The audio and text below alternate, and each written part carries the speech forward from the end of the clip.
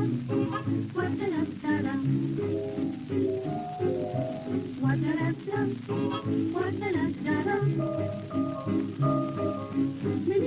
ya con esta canción para decirte así. Fa un parell d'anys, a l'Escola d'Adults de Sant Feliu de Guíxols van tenir el plaer de comptar amb diversos tertulians per poder xerrar una mica del que eren les ganxoneries. Al mateix temps, un grup de professors i d'alumnes van poder-ne representar una d'elles. Aleshores, nosaltres, des del vessant potser més humà, avui contem amb dues persones, que són en Santi i la Maria Antònia Sala. Són els nets de l'autor de les ganxoneries. En aquest sentit ens han portat una sèrie de materials i nosaltres des d'aquí, des de l'arxiu de Sant Feliu de Guíxols, xerrarem una mica de qui era el seu avi i de qui era l'autor de les ganxoneries. Bon dia. Bon dia. A mi m'agradaria, en primer lloc en Santi, que ens expliqués una mica qui era realment el vostre avi, qui era en Manel Sala, si utilitzava algun pseudònim per escriure, i una mica com va sorgir la idea de fer les ganxoneries. Sí, bé, com bé deies, l'avi, en Manel Sala Boada, ell firmava els seus escrits amb el pseudònim de Manel de l'Horta. Manel de l'Horta era de professió barber de barberia i perruquer de fer perruques, de fer pentinats. L'avi, com he comentat, tenia la barberia, llavors estava en un puesto molt afavorit, perquè en les barberies abans es feien les tertúlies. A la barberia, a part d'anar-hi els senyors cada dia a arreglar-se la barba, el bigot i així, s'aprofitava per fer la xerrada. Llavors, segons quin tipus de barberies, parlaven d'uns temes, segons quins barberies parlaven d'un altre, un parlaven de senyores, l'altre parlaven dels bolets, del que fos. Llavors, a la barberia, ja us he comentat, es feien les tertúlies i ja s'explicava moltes anècdotes, s'explicava molta cosa, i l'avi va tenir la bona idea, amb una carpeteta, anar fent una fitxa de cada anècdota d'aquestes així i anar guardant aquí. Aquest va ser més o menys l'origen de les ganxoneries, anècdotes i fets que s'explicaven a les barberies. Molt bé. La Maria Antònia també ens ha portat una mica aquí el present i el passat, una mica de les edicions que s'han fet de les ganxoneries. M'agradaria que ens expliquessis una mica tot aquest material que tenim aquí sobre, una mica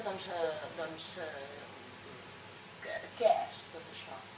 En primer lloc, aquestes són les antigues ganxoneries, les que es van editar a la impremta Viader el 1925, i el segon tomo que es va editar a la impremta Viader igualment el 1930.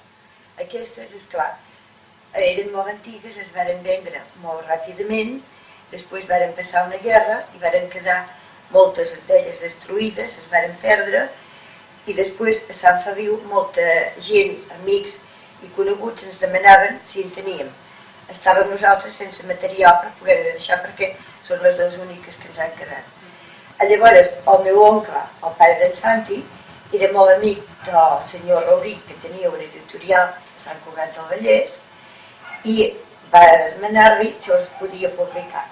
Sense cap ànim de lucre, els hi vàrem deixar publicar, tan sols perquè a Sant Feliu hi hagués coneixement de les ganxoneries i tothom pogués disposar de poder-los llegir com volguessin.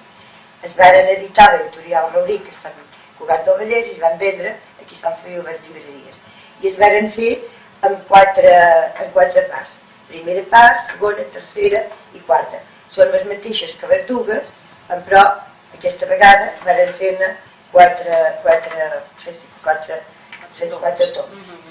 I llavors, més endavant, van fer un tom reduït, que eren de les més anecdòtiques, de les més populars, que van fer aquest petitó perquè fos molt més conegut que hi havia les ganxoneries. Molt bé. I l'origen és aquest llibre que ens ensenyava en Santi. Exactament, això seria purament el que dèiem abans, el bressol, la cura. Llavors, l'avi, com t'he comentat, aquí anava fent els escrits. Anava fent els escrits aprofitant per darrere els cartells del Teatre Victòria. Perdona, del Teatre Victòria, del Teatre Vidal. Per les parts de darrere, no sé si ho veieu, són tots els cartells aquests que es feien de les obres de teatre. Per un costat hi havia cançoneries, per l'altre obres de teatre. Tan maco és una cosa com l'altra, molt més les cançoneries, però ha quedat el testimoni d'aquestes representacions que es feien. Molt bé, el testimoni ben vigent, no?, en aquest sentit. Aquí veiem una fotografia d'aquí de l'avi. L'avi Manel, aquest era l'avi Manel Salvaguarda, el que va fer les ganxoneries, que ens ho va deixar tot escrit. Jo, el 1990, l'Ajuntament de Sant Feliu li va dedicar un carrer al seu nom. Escolta'm una altra pregunta, Santi. Pel que fa una mica, ara hem parlat una mica dels orígens d'aquests llibres, no? D'aquests llibres que després es van fer, perquè de fet ja veiem que el recull inicial era aquest. El teu pare també, em sembla que m'havies comentat que va continuar una mica amb la tradició familiar. Sí, l'avi va fer les ganxoneries i el papa va fer un que en deia ganxonets, que també unes altres ganxoneries que va fer que ell els editava en l'Àncora. Això es va començar a editar en l'Àncora l'any 62, més o menys per Nadal, quan hi havia festes, extras, coses així, anava escrivint aquestes ganxonetes.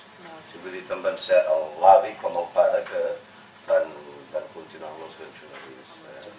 L'avi tenia una de les paraules que havia inventat, per dir-ho així, a part de les ganxoneries, el nom de Ganxònia. A Sant Feliu tots coneixem que Sant Feliu es diu per Ganxònia. Ganxònia també és una paraula que va sortir de l'avi Manel, de Manel de l'Horta. Molt bé. I és que realment ha continuat tant aquesta tradició de les ganxoneries i nosaltres, gràcies a vosaltres, en principi, avui ho podem conèixer una mica més, que fins i tot hi ha hagut escoles que els hi han fet llegir, no?, com el llibre de lectura. Explica'ns una mica. Sí, el llibret aquest petit, com que és un resum, que hi havia les anècdotes més curioses, doncs hi havia alguna escola de Sant Feliu que el professor va fer llegir el llibre i els feia fer un resum perquè tinguessin una mica de coneixement d'història de com es vivia aquest temps de Sant Feliu. Les coses populars que els llibres d'història no porten. Les curiositats eren entretingut i era graciós, els feia gràcia a l'aminar. Molt bé. Era aquest. Molt bé. Era sobre aquest. Perfecte. Doncs jo m'agradaria una mica, ara potser per anar ja posant un punt final en aquesta mica de xerradeta que hem tingut, que m'expliquéssiu, sisplau, una ganxoneria. Una ganxoneria, en Santi? No Santi.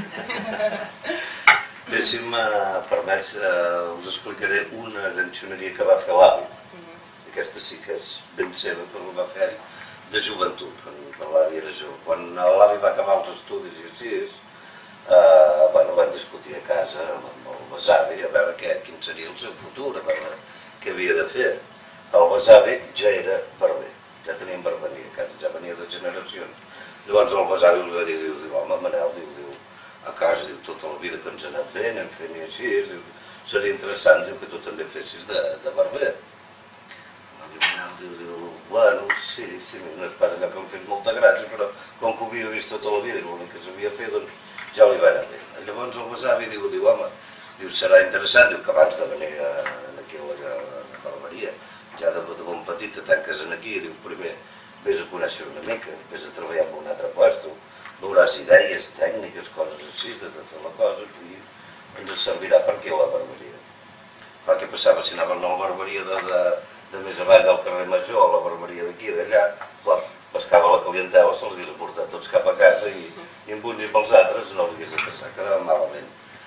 Llavors l'avi diu, Manel, mira, si t'assembla, buscarem un puesto d'aquests fora d'aquí Sant Feliu per anar a treballar i, buscant, doncs ho va trobar-ho. L'avi va anar a treballar a la barberia del Liceu a Barcelona. Llavors, esclar, a la barberia del Liceu, en aquella època tot de cop poder anar a Barcelona i així, per un nano jovenet, estem parlant dels anys 1906, doncs era una aventura, estava molt bé, tota una experiència. Sí, l'avi ben content, se'n va cap allà a la barberia del Liceu, i no a la barberia del Liceu, hi havia tots uns muraus, hi havia unes parets en blanc, hi havia unes parets que bueno, estaven allà. I l'avi, no sé si us he comentat, a part d'escriure, també li agradava molt dibuixar i així, tenia el toc d'artista. Li va veure aquella paret i li va dir, això és fantàstica aquesta paret. Total, que va fer el que avui en diríem una mica de grafiteros, va allà a ratos lliures, pam, va començar a pintar la paret aquella i bueno, la paret aquella doncs va fer un dibuix que estava bé, era maco, amb unes perspectives, una casa, total, que va quedar bé.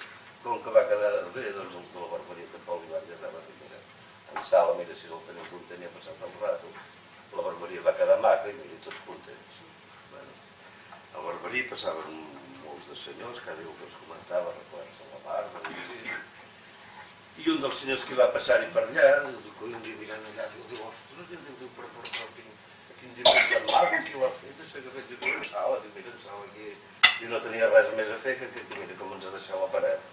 Home, però això està molt bé, diu, està molt bé. Sala, te felicito, va reclamar la barba, te felicito, ho vas fer molt bé. Bueno, l'avi va passar els dies i tot de cop un dia aquest senyor li diu, escolta'm, Sala, diu, això, diu, tan maco que has fet, tanta traça que tens, diu, potser t'agradaria venir a treballar amb mi. Diu, jo ara estic fent unes cases, ara me'n fan fer com un anglès, una cosa així, si volguessis venir a treballar amb mi.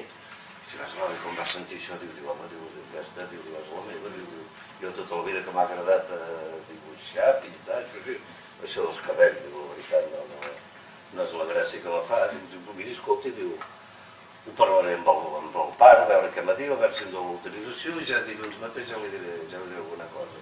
Vaig cap a Sant Feliu, ja li sabré dir alguna cosa. Quan va arribar amb el pesant, amb el pare, diu, hi ha un senyor que m'ha proposat això, tal i qual, i esclar, doncs, l'avi, en aquest cas el besavi, li va dir, diu, mira, Manel, diu, les coses, diu, la vida, diu, s'han de fer pensant amb el cap, diu, no pensant amb el cor. Les coses fetes pensades amb el cap, diu, tots nosaltres, tota la nostra societat, funcionem amb les coses ben raonades. El cap mai no s'equivoca i el cor, diu, no el saps mai, el cor són sentiments, els sentiments, doncs, sabeu que cada vegada ens juguen mal les passades. Diu, mira, Manel, nosaltres a la barberia, diu, ja ho veus que jo m'he guanyat sempre la vida, això a l'avi ja també tenia barberia, es guanyava la vida. Diu, què passa a la gent? Diu, els cabells, diu, ens creixen tota la vida. Diu, de joves en tenim molts, de grans en tenim menys, però créixer, diu, ens creixen tota la vida. Diu, si aprens a l'ofici, diu, ho fas una mica bé, només que ho facis una mica bé, siguis una mica simpàtic, com que el cabell creix sempre, diu, tindrà feina per tota la vida. Diu, això d'anar a dibuixar una casa, una església, o que sigui, com l'has dibuixat de què? Diu, pot ser que te quedis sense feina, vine a treballar a casa, que iràs més bé. I així va ser. Gràcies a això, doncs, l'avi Manel va deixar d'estar allà al Liceu, va venir a Sant Feliu, va estar treballant molts d'anys tallant el cabell, que sempre anava creixent en la gent, i gràcies a això doncs tenim les ganxoneries, gràcies a fetes les coses pensades amb el cap tenim les ganxoneries. Ara, de vegades sempre hi ha la cosa de fer les coses pensades amb el cap o pensades amb el cor. Si ho hagués fet pensant amb el cor, avui estaríem parlant de la matreta de l'Antoni Gaudí. Molt bé. Doncs amb aquesta ganxoneria que ens acaba d'explicar en Santi, nosaltres pensarem amb el cap i amb el cor també,